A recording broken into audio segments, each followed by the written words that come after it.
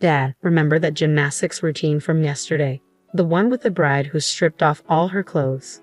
The atmosphere in the wedding reception hall went dead silent at my daughter's words. Just as the bride was about to read a letter to her parents, 5-year-old Tina blurted it out. The bride's face turned to stone, and Luke, who was holding Tina on his lap, looked like he'd seen a ghost.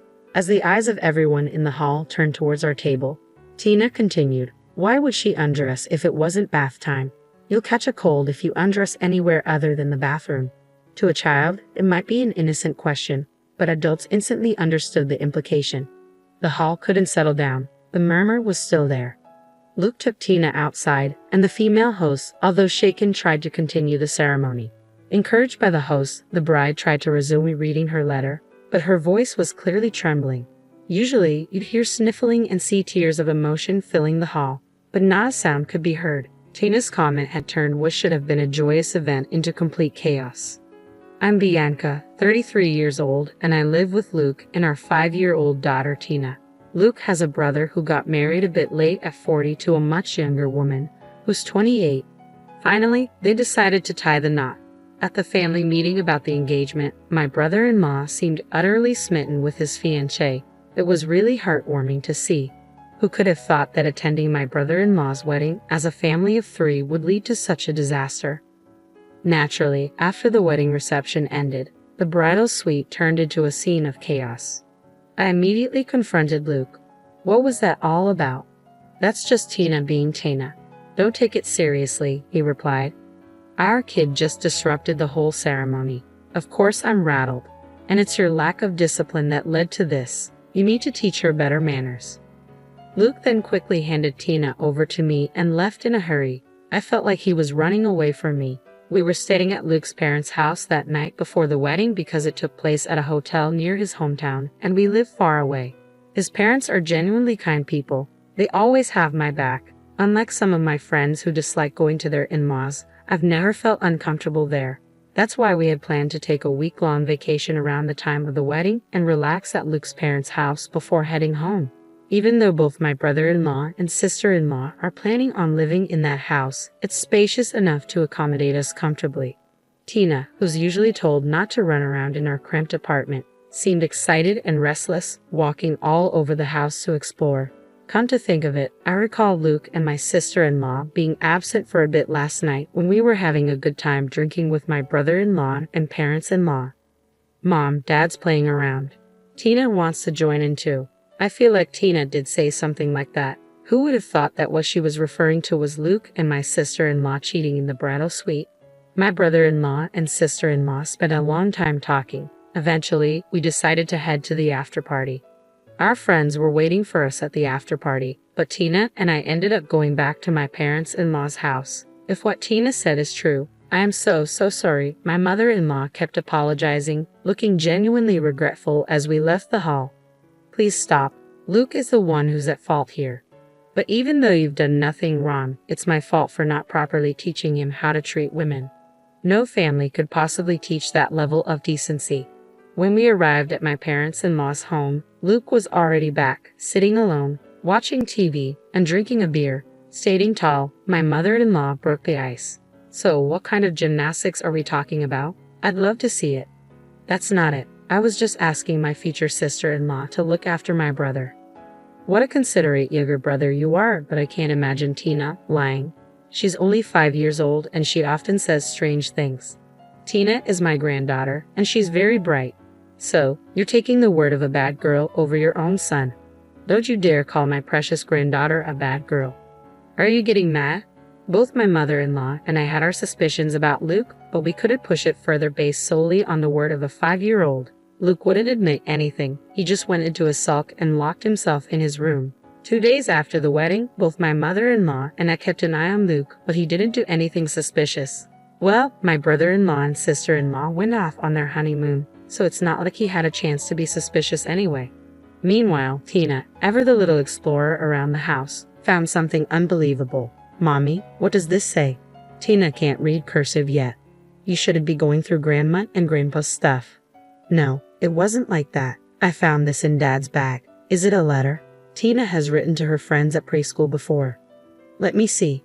Shockingly, it was a letter from my sister-in-law to Luke. No, calling it a letter doesn't quite do it justice. It was undeniably a love letter. The letter read, "Dear Luke, the day before the wedding was so exciting, wasn't it?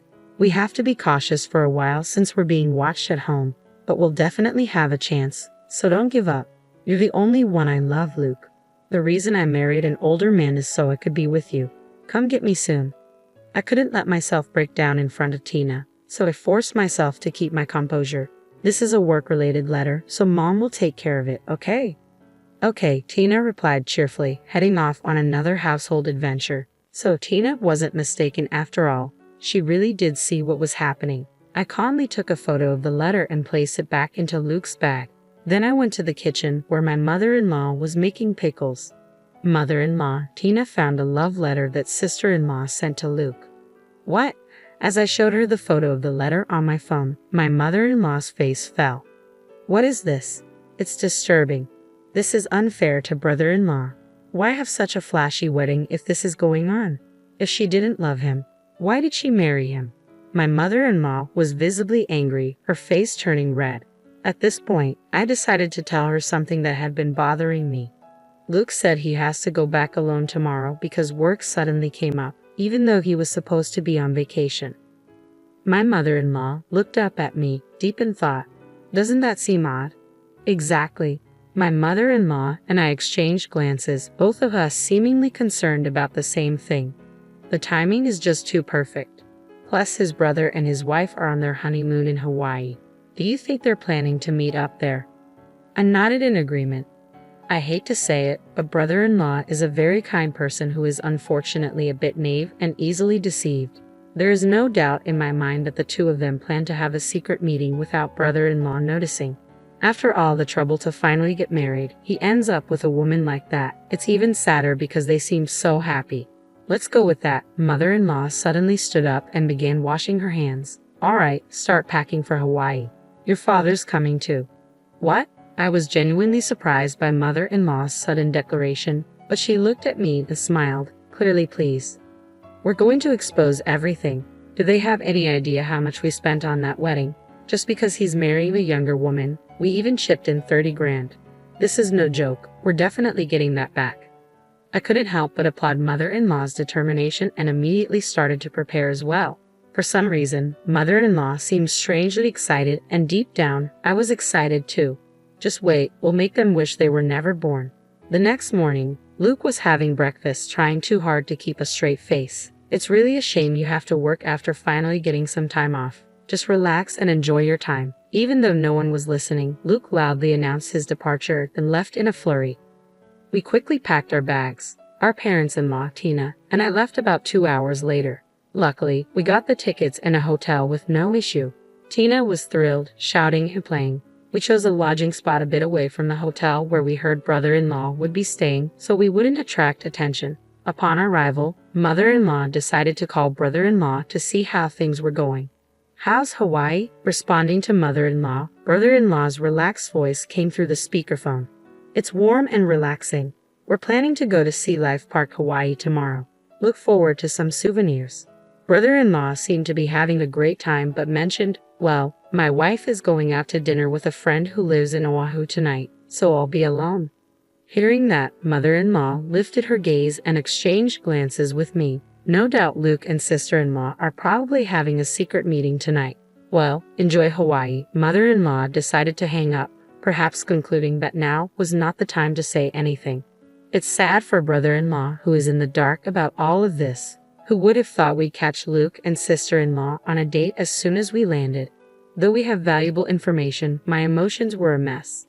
I wished it were a lie. I wished it were just sister-in-law's one-sided affection, but Luke had followed her all the way to Hawaii.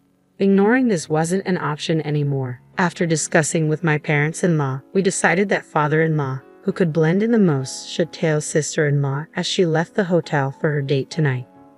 Father-in-law put on a hat and a mask, transforming into an unnoticeable passerby in seconds. "Way to go, Dad. You're completely unnoticeable." Tina added. "Grandpa is sus." She was delighted whether he was being praised or teased. Easily influenced by mother-in-law's words, father-in-law decided to stake out at a cafe in front of the hotel where brother-in-law and his group were staying. Hun, your mission is threefold. 1. Follow daughter-in-law as she leaves the hotel. 2. Confirm she's meeting with Luke. And 3. Keep an eye on her till she enters and leaves another hotel. Got it? Father-in-law nodded earnestly at mother-in-law's forceful instructions. Equipped with his high-sensitivity DSLR camera and a big telephoto lens that he bought as a hobby, he headed out. We were incredibly grateful to father-in-law, who willingly took on the task, despite the long hours it would entail. Mother-in-law, Tina, and I finished dinner and returned to the hotel. After putting Tina to bed, we waited for father-in-law's return. Surprisingly, father-in-law didn't come back until 3 o'clock in the morning. "Let me sleep for now," he muttered as he crawled into bed, looking exhausted. So we decided to hear the full story the next morning. The next day, as we looked at the photos father-in-law had taken while listening to his account, there was irrefutable evidence. True to his love for photography, father-in-law's shots were incredibly detailed. Even from a distance, you could see the two of them embracing clearly. "So she really is cheating after all," I said, feeling the weight of the truth. It was a hard truth to accept for brother-in-law and me, but living a lie in a marriage was not an option. Seeing my downcast mood, mother-in-law asserted we should put an end to this difficult time as soon as possible. I couldn't agree more. On the second day, we learned that brother-in-law planned to go to Sea Life Park, Hawaii, so we decided to rent a car and follow him there. Inside the park, we left Tina with father-in-law while mother-in-law and I walked around. Soon enough, we spotted brother-in-law and his wife.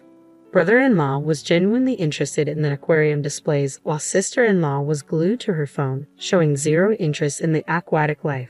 Just as we were about to approach them, mother-in-law's phone rang. Apparently, father-in-law had spotted Luke coming out of the restroom. They're probably planning to meet discreetly here as well without my son noticing. You're probably right. Let's wait for that moment.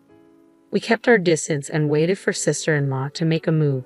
As expected, within 10 minutes, she left brother-in-law, who was busy looking at souvenirs, and started walking somewhere. We discreetly followed her into a less crowded exhibit area.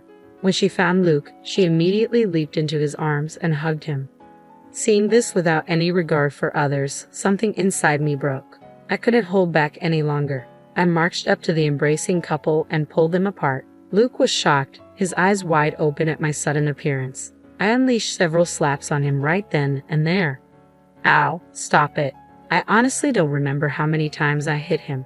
I hit him before mother-in-law stopped me. She grabbed sister-in-law, who tried to escape when we showed up. How dare you deceive my precious son? Sit down. Frustrated, Luke and sister-in-law sat down on the floor. To avoid causing a scene, we moved to the rental car. Brother-in-law was already in the car, looking sad. It seemed he'd heard about what happened from father-in-law.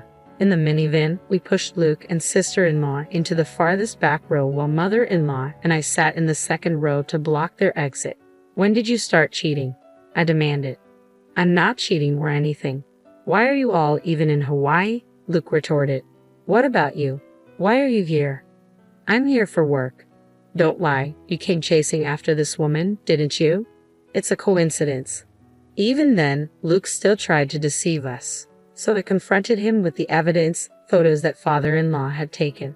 "We can see you two were having fun until around 3 o'clock a.m. Father-in-law followed you."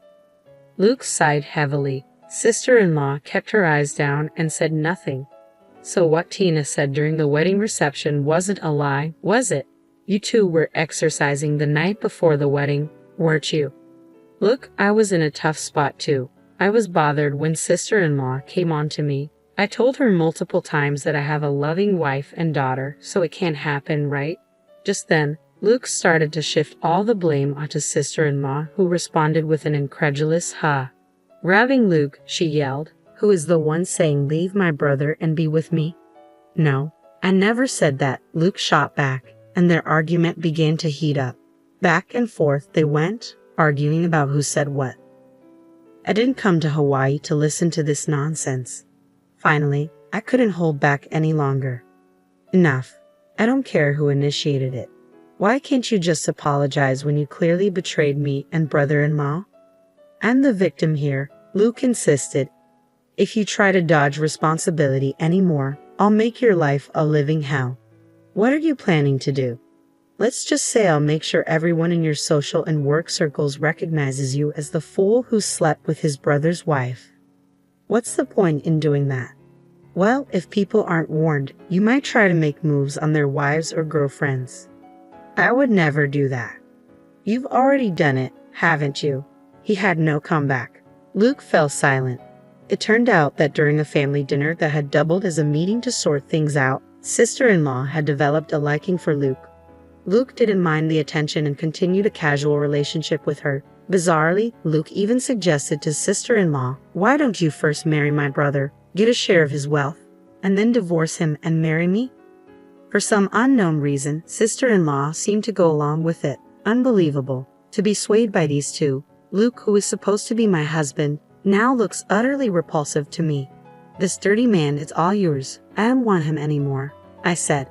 Sister-in-law, surprisingly pleased with my words, turned to me and smiled. "Really? What was all that fighting about just moments ago? But let me tell you, a man like this will definitely do it again. Cheating outside is one thing, but hitting on a family member is just sick, especially when he falls for a terrible woman like you. There's no cure." Sister-in-law, entirely unfazed by my words, smirked as if she'd won. Is that a cry of defeat? I wondered. Well, do enjoy your few months together then. Even Luke joined in, grabbing sister-in-law's hand and starting to celebrate. What an incredibly cheerful pair they are. "Because of you, I spent $30,000 on a wedding we didn't even need to have. I expect that money back. I'll also be seeking compensation in the divorce proceedings." "I expect $20,000 from each of you," I stated firmly. Hearing my mother-in-law's demand, sister-in-law suddenly shouted, "That's totally unfair." Luke joined in, saying, "As if we can afford that. If you don't pay, we'll go through lawyers and take this to court. If you two can find happiness under a $70,000 debt, be my guest." "This is outrageous. We just love each other a little," Luke protested. "That's precisely the problem. You'll both be held fully responsible for what you did," mother-in-law shot back. Just then, brother-in-law suddenly started moving the rental car. "Where do you think you're going?" I asked. Brother-in-law drove silently and, when he reached a deserted area near the ocean, he took their wallets and cell phones and left them there. I was surprised. I had never seen brother-in-law this angry before. As the rental car pulled away, their cries of "Don't leave us here. Please come back," echoed. "Watch out for snakes and mongooses, okay?" I waved cheerfully as I said this. I wondered how long it would take them to walk back to town from here. I hoped they made it back safely. Just then, I received a call from father-in-law. "Tina is looking for you, Bianca," he said. "We decided to head back to the aquarium. Let's enjoy Hawaii while we're here." "Absolutely," I agreed. We returned to the aquarium. At the large tank, brother-in-law was holding Tina's hand, both engrossed by the sharks. They actually looked happy. Better to see these lovely smiles than waste time on fools. Father-in-law's words lifted my spirits. Brother-in-law also appeared quite relieved, which was surprising considering he was just betrayed by his new wife. "I bet he's hurting inside. I know I am, being betrayed by Luke." But I refused to shed tears over them, and I thought brother-in-law must feel the same. Later on, brother-in-law and sister-in-law's divorce was finalized. Only 5 days had passed since the wedding reception, but brother-in-law returned all the wedding gifts to the guests. I also finalized my divorce with Luke, and Tina would now be living with me. I ended up getting all the assets in the divorce settlement, and we agreed on $400 per month for child support. Luke, ever conscious of what others think, easily agreed when my parents-in-law and I, through our lawyers, demanded money from him. He ended up shouldering a $70,000 repayment. But you can't control what people say. Rumors spread easily that he had an affair with his brother's wife and even followed her to Hawaii. Friends began to distance themselves, and even at work, the rumors got around. He got transferred from his high-performance sales team to a basement document storage area.